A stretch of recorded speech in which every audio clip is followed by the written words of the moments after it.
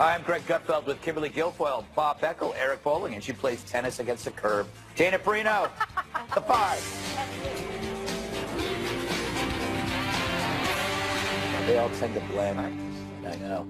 At a dinner with the press, the ambassador from Afghanistan was asked about Donald Trump. He said he was warned to keep it short when talking to Mr. Trump because of his short attention span.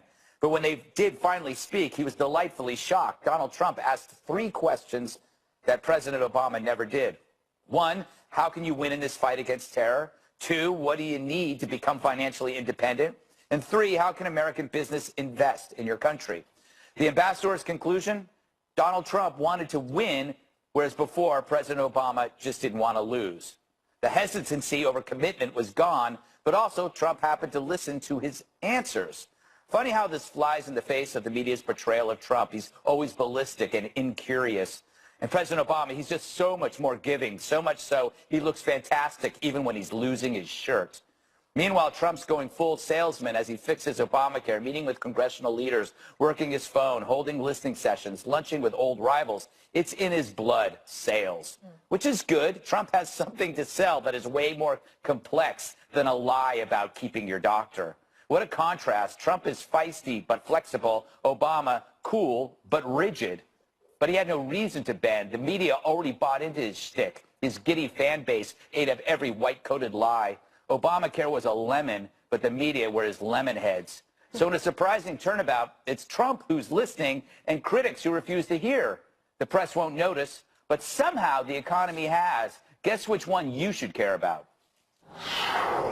So, Eric, this article is in the Independent Journalism Review. Love those guys. Yeah, it's very good. Benny Johnson. Alex and the crew. Good he was at this dinner, and I think it offers a very rare, unique insight to the people that we are claiming to help, you know, the Afghans.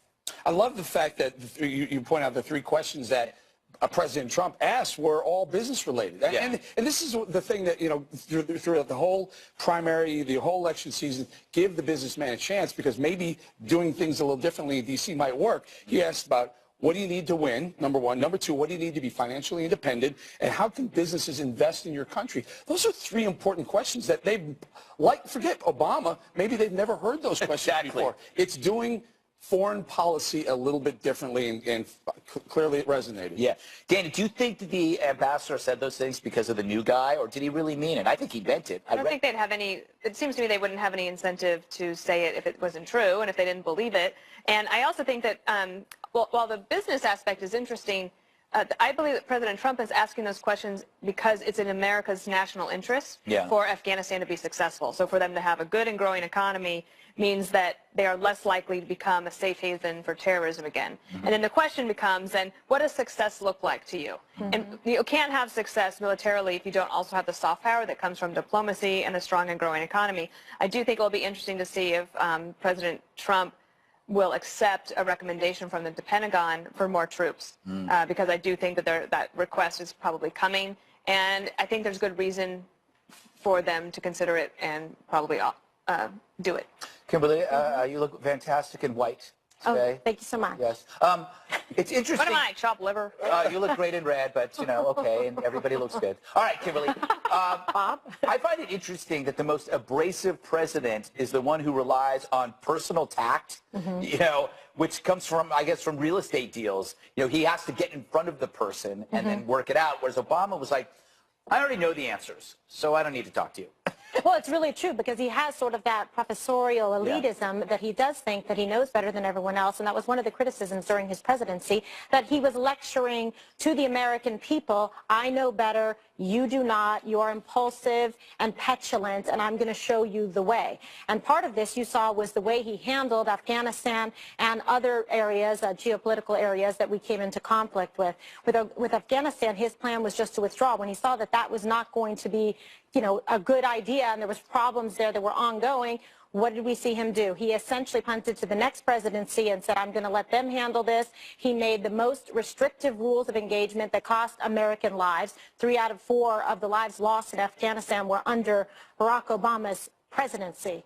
That is a fact. So when you see, it is, Bob, sorry. That's what the war was. I mean, sorry, go ahead. Okay, well, the point is now President Trump is going to have to go in there and fix this. And one of the first things he did was what he did was he turned the rules of engagement back to what they were before, which if you ask anybody who's involved in the theater there, militarily, special ops forces, that was the thing that hurt them the most. Yes, not having the resources, but being so restrictive that they weren't able to take the fight to the Taliban to begin with, which now led to this abysmal failure that we're seeing in Afghanistan.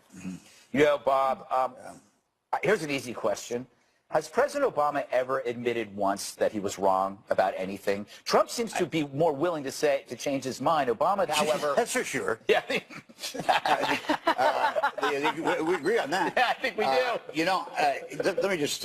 I'm going to try to do this in the nicest way possible, but usually when people don't know anything, they ask a lot of questions. Now, the Afghan...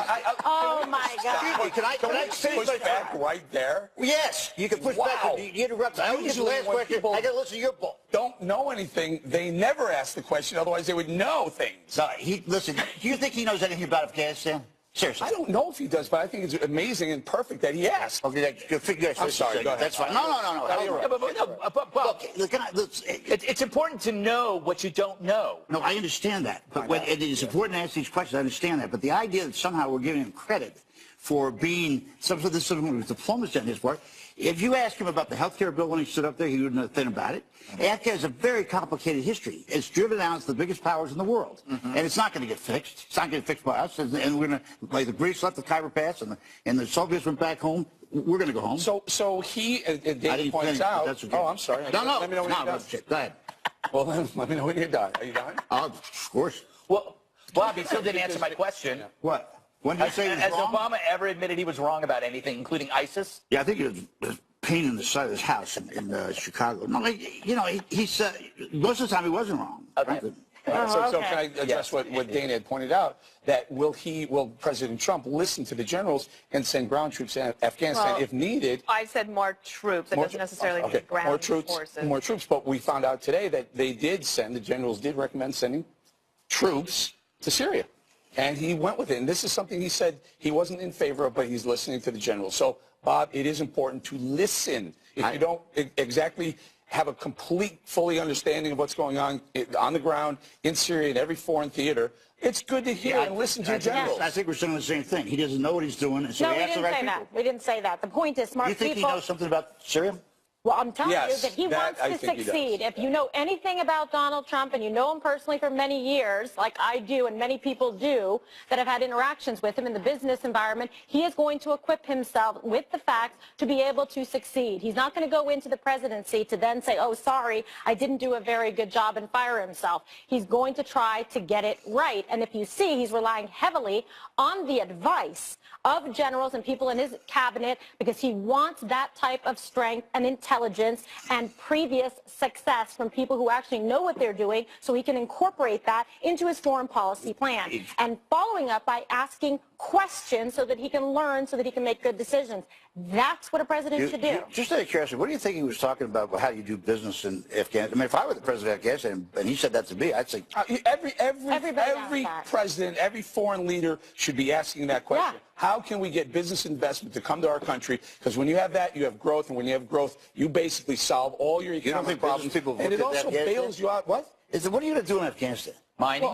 Mining, that's right. Yeah, but by the Growing, way, agriculture. you want them to plenty of have a good businesses that can economy go to there. stabilize the region. That is a very important piece of the puzzle that a lot of times people don't think about. When you see the kind of strife that's happening with people like ISIS and the rest of them, it's because they say, oh, they don't have jobs. Remember that? Yeah, That's what your team exactly. said. You liberals are the ones who said that half the reason for terrorism and ISIS, the upstart and growth in ISIS job was fair. economic reasons. So here he is. He says what it's going to take to bring business investment to Afghanistan so that so these people have an option, an alternative to joining in ISIS. They can go start a business. A Trump hotel in Afghanistan. There you go. Maybe a casino that'll sell more than 6 months.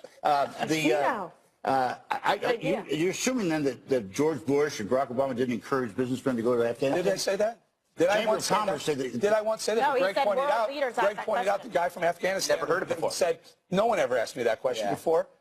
The other thing he Pretty brought up, nicely described. How long has he been in office? the other thing he brought up, though, was that it was something we talked about, that President Obama would often say what he would do before he would do it, and that would drive Afghans crazy. He said there was basically he said that we are leaving, and so that basically created this vacuum, and it was a problem. But the other thing is President Trump has shown some willingness, and the media has picked up on it, to change his viewpoint based on interviews or meetings that he's had. So leading up to that joint session of Congress speech, he had 2 weeks worth of meetings with CEOs.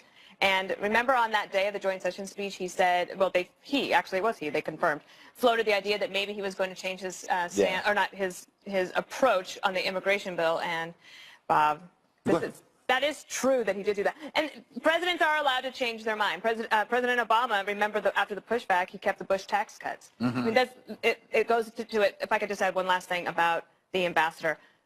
One of the ways that you develop good relationships is by showing an interest in somebody else, like maybe ask them, ask their opinion about something. It doesn't happen all the time, frankly, for a lot of people.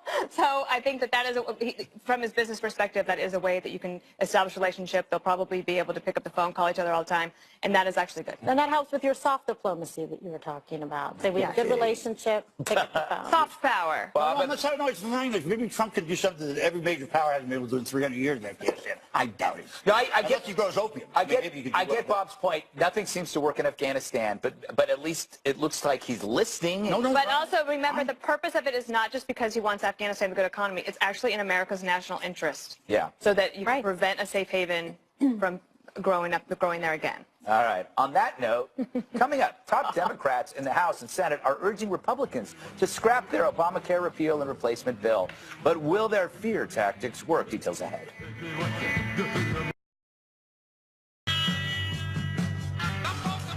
In an effort to derail President Trump's pledge to repeal and replace Obamacare, some Democrats have apparently resorted to scare tactics on the American people to spook them about the Republican health care bill.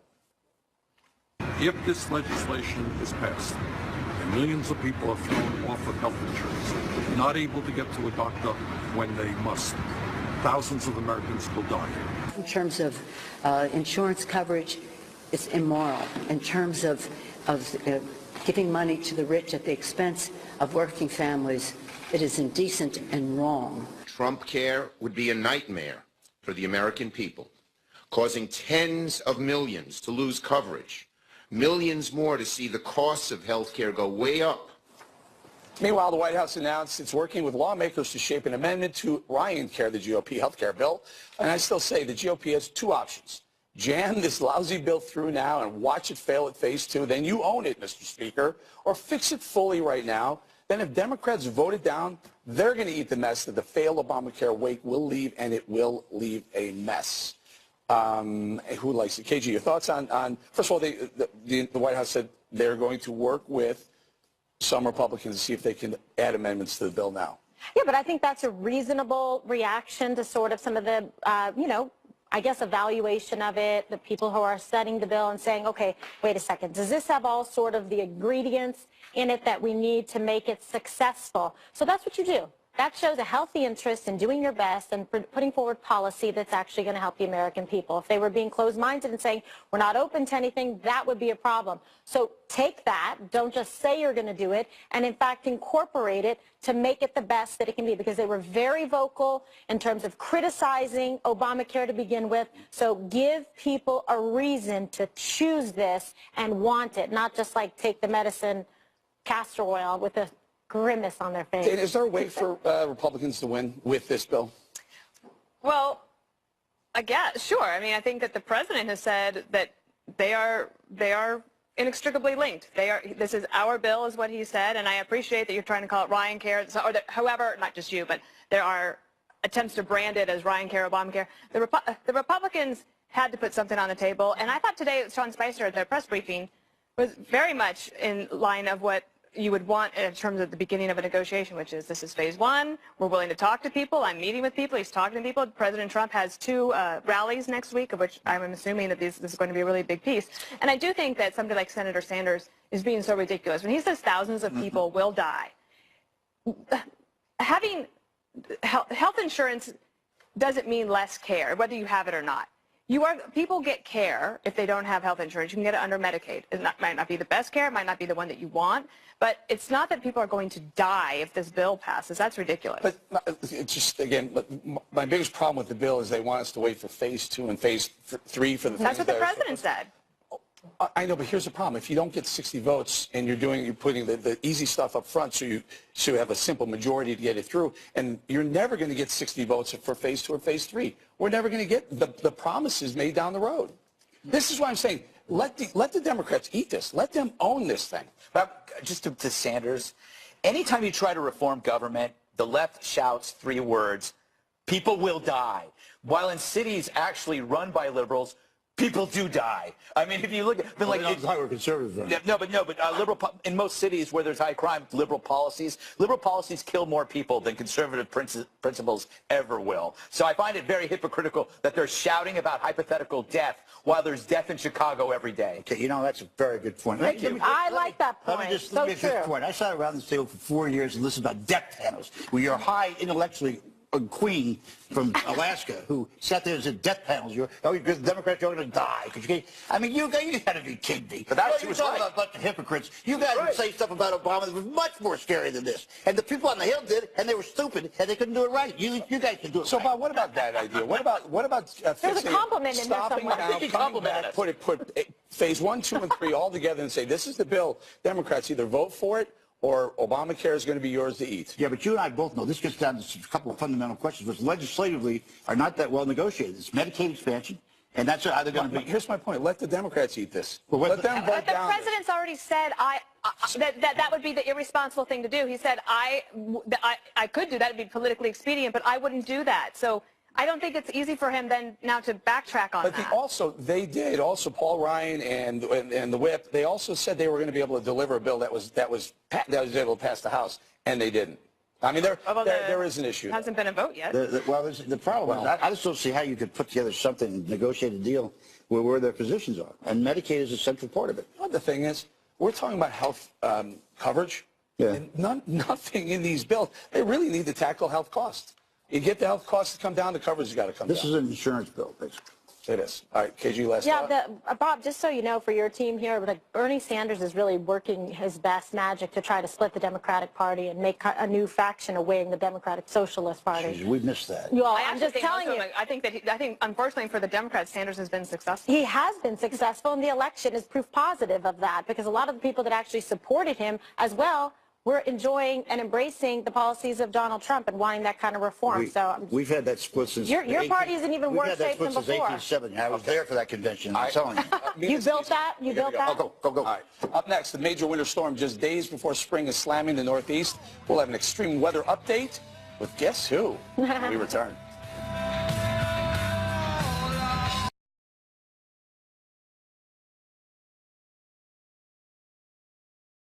Come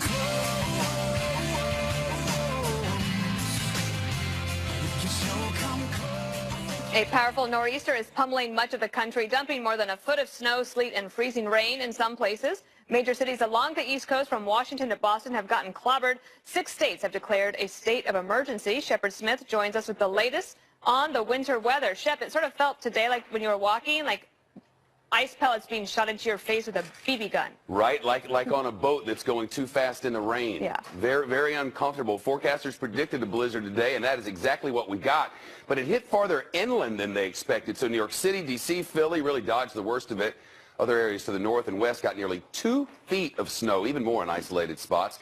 Here's a look in Boston. The snow becoming more of a wintry mix there now, and forecasters say it will most likely turn to rain there very soon. Looks like it may already have. Utility companies reporting the storm has knocked out power to nearly 250,000 people from Virginia to Massachusetts, so they're doing a good job getting a lot of it back up. For instance, this area here, Medford, Massachusetts, at one point, more than 90% of all customers were without power, now down to 4 customers. They've done a whale of a job. And there were some other problems associated with this huge system, actually 2 systems that converged over the Northeast at the same time. New Jersey, this is coming out of one of the coastal towns, the Stone Harbor, New Jersey, about 150 miles south of New York City. Right on the southern tip of Jersey, water taking over the streets there and people wandering around in boats today.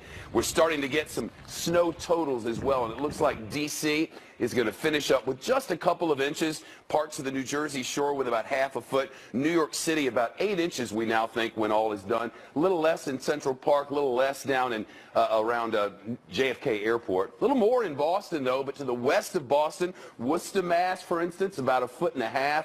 West of New York, same thing, 18 inches. As we go far west in Bethlehem, Pennsylvania. I want to show you the current radar loop. This thing has just come right up the coast. These are the snow totals that we're expecting from now until it's all over. Less than an inch here, less than an inch in Boston. But look up there in Burlington, another 10 to 16 inches to come. That would put them around 30 inches. So don't tell anybody in Burlington this wasn't a big storm. That's what's left of this. Less than an inch here, still 4 to 8 in the Albany area. Forecasters say the storm could drop more and more than a foot in Burlington, Vermont. I want to show you here, for travelers, it's been a nightmare. More than 6,000 flights have been grounded. This is at Dulles in Washington. And a white wintry mess this morning. Things starting to get back to normal at Dulles International, just outside of D.C. Slowly up and running at New York City airports, but the delays could really ripple for days. There was some fun, though. Case in point, Pennsylvania, this woman, not a brand new woman, snowboarding down a hill in her backyard.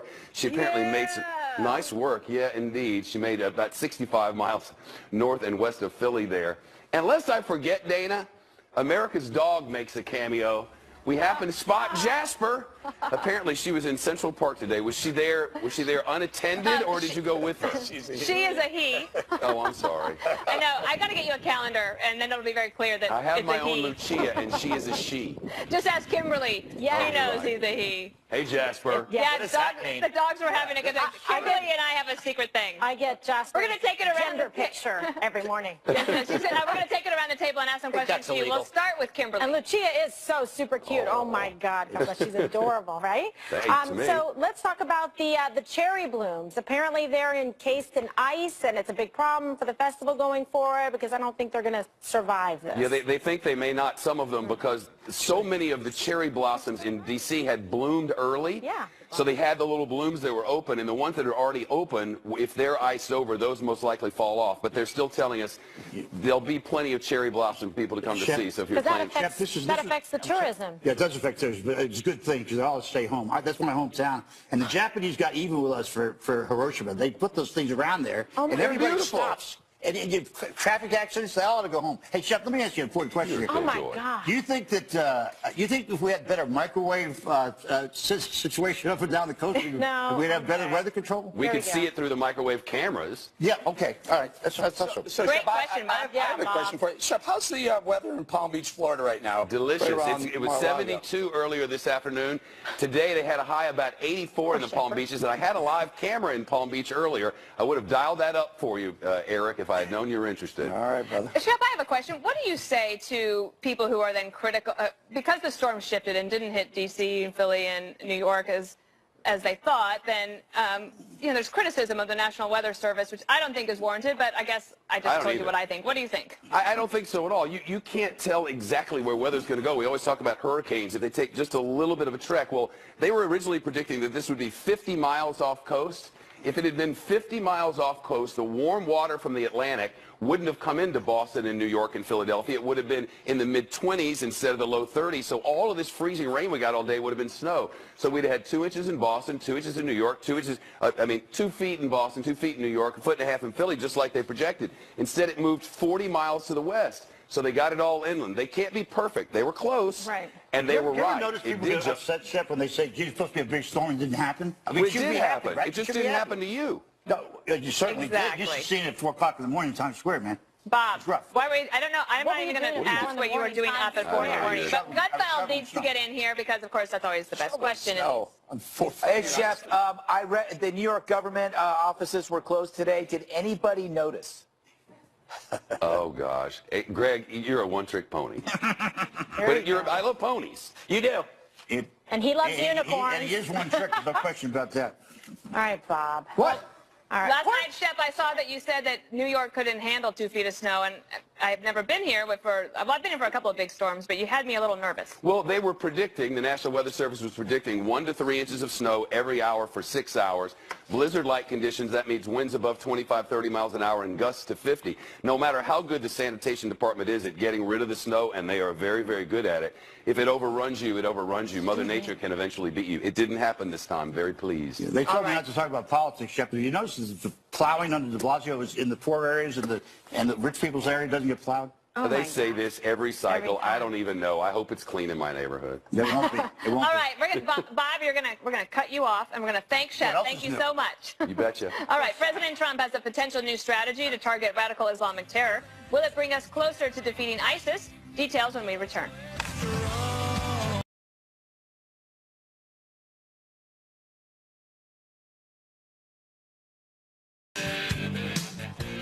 President Trump turning up the heat in the fight against radical Islamic terror. The Wall Street Journal reports the president has given the CIA secret new authority to conduct drone strikes against ISIS and other terrorists. The move is a departure from the Obama-era policy under which the Pentagon carried out the operations after the CIA identified targets. Retired four-star General Jack Keane explains the potential change in strategy. I think the Trump administration is largely going back, not because one agency does it better than the other, but for this reason, because it's covert, it's classified, and it doesn't get discussed. When the military is conducting an operation, it's much more open, it's considerably more public. I think this is fine. This is about keeping it secret and doing it covertly and doing it in places we may not want to talk about. I think this is fantastic. I agree spot on with General Jack Keane, but then again, I do love everything about him. Isn't that true, Dana? It is true. You do. But the other thing is, he went on to say, and we didn't have to show it, that it doesn't mean that there wouldn't still be oversight from the Congress or involvement by the Pentagon. I mean, it doesn't mean that the CIA is now some rogue operation that is going to go out and do drone strikes. It just means that if the CIA has a target of opportunity, they can take it, and it doesn't have to be disclosed publicly. So, Smart strategy. and it also probably, I think this also shows that there's probably a better relationship between the White House and the CIA than we have been led to believe in the last few weeks. All right, fantastic. Well, you like this move? And General Keane said exactly that in that interview later on. He said, look, here's the deal. When it's military, just by nature, it's going to be a lot more light shed on it. You're going to hear about it a lot more. The CIA would be able to keep it quieter. But remember, President Obama first started with the drone strikes, just unilateral drone strikes. Just, we're killing these people. And then later on, he got pushback. And then we said, hey, he's not going through proper channels.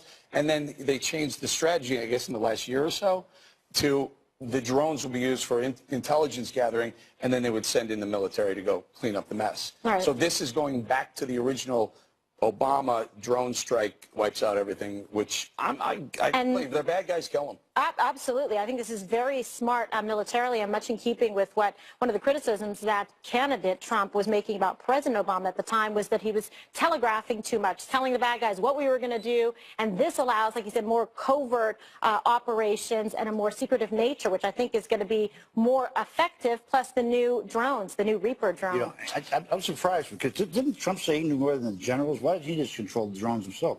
The other thing, that ain't bad. That ain't bad. Those criticism of Trump, you'll get that invitation. Don't worry about it. You know, this is all. I mean, you guys sat around this table and criticized Barack Obama every day about drone strikes, how inhumane it was. Blah, blah, blah, blah, blah. No, I liked it. You did? I did not criticize President Obama about that. I said that was the best thing. I said that they should try to capture more so that you could gather intel. Yeah, kill them all. All right, I'll give you that.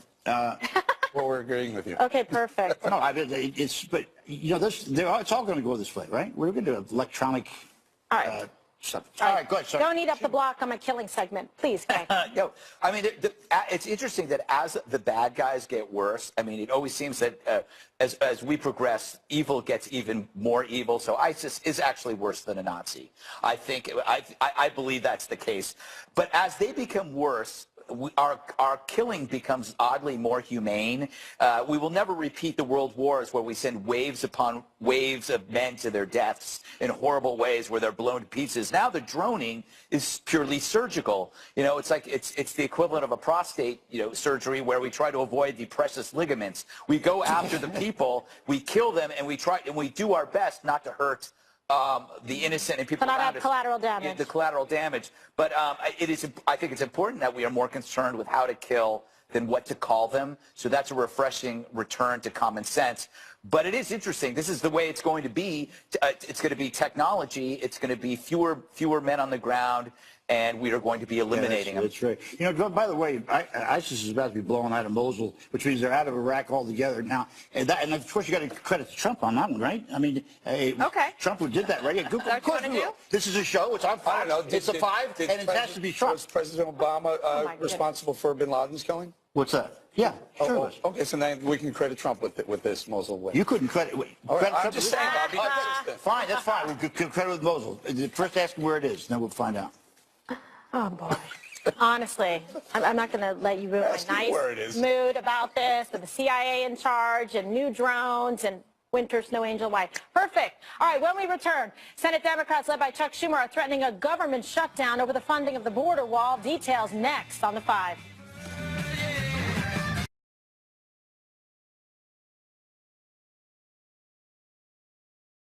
Who the hell is that? Who's that? I'm sorry. Come on, Eileen, by the Dexys. Oh, okay, good. Yes, very good. Oh. Now, here's someone who I can agree with. Senator Chuck Schumer and his fellow Democrats are threatening the government shutdown over the funding of President Trump's wall along the Mexican border. The outraged Senate Minority Leader is warning Republicans that this caucus will not vote for any spending bill that might reportedly strip funding for some government agencies to pay for the wall.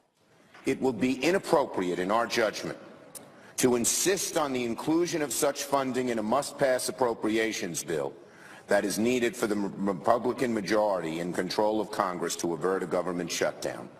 It is truly a poison pill, and we would urge our colleagues not to allow the President to include this in a must-pass bill that avoids shutdown of the government. The spending deadline is April 28th. If the bill doesn't pass, the government could shut down on April 29th.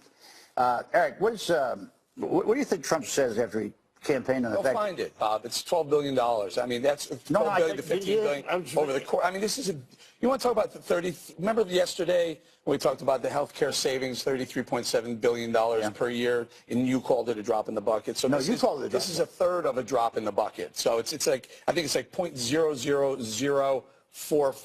We spent I was asking, $3.5 trillion. He said that they were going to pay for it. So what does he say? They'll find somewhere else, Bob. I mean, $12 billion is in Dana. I defer to Dana. Can they find $12 billion easily? In the scheme of things, could you find $12 billion? Well, especially if the rumors are true that they're going to axe even more people from EPA. Kidding. But no, really. No, that's seriously. possible. Yeah. What's this wall? But I think that the idea of a government shutdown is terrible.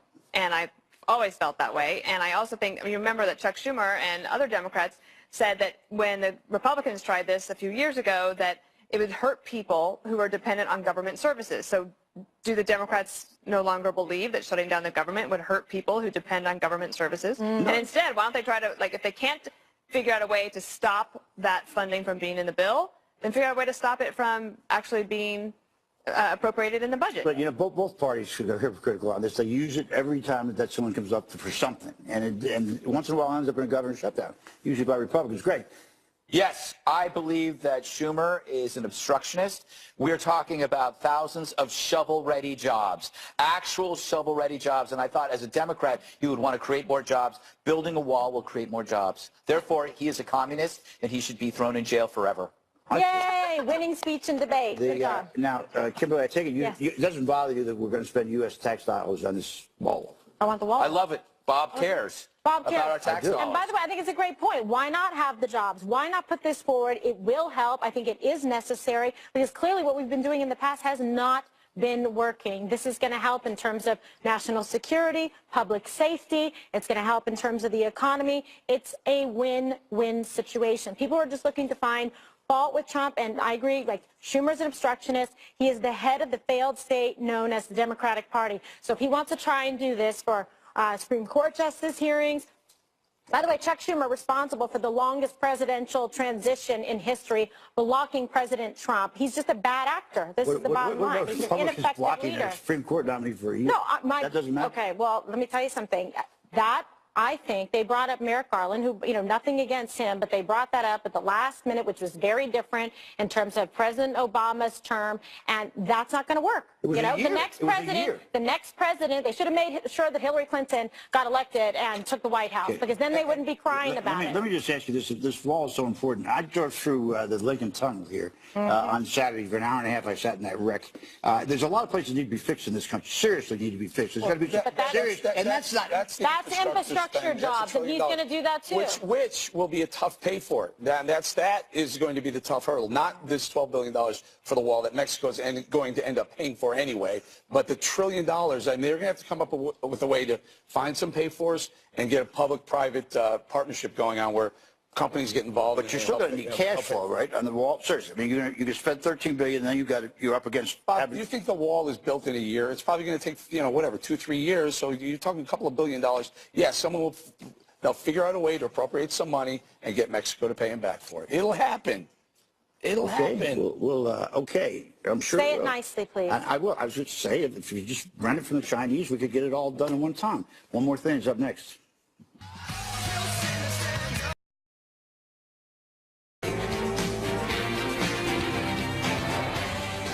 Hi, I'm Greg Gutfeld with Kimberly Guilfoyle, Bob Beckel, Eric Bowling, and she plays tennis against the curb. Dana Perino, the 5.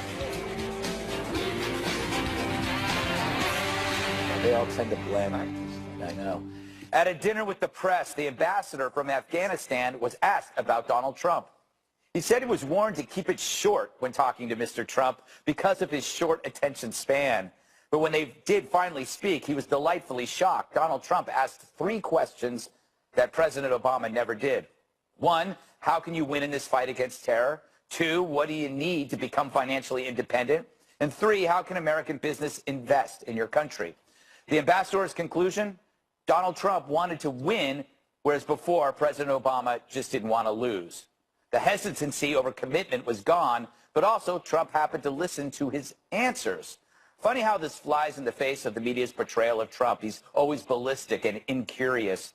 And President Obama, he's just so much more giving, so much so he looks fantastic even when he's losing his shirt. Meanwhile, Trump's going full salesman as he fixes Obamacare, meeting with congressional leaders, working his phone, holding listening sessions, lunching with old rivals. It's in his blood, sales, which is good. Trump has something to sell that is way more complex than a lie about keeping your doctor. What a contrast. Trump is feisty but flexible. Obama, cool but rigid. But he had no reason to bend. The media already bought into his shtick. His giddy fan base ate up every white-coated lie. Obamacare was a lemon, but the media were his lemon heads. So in a surprising turnabout,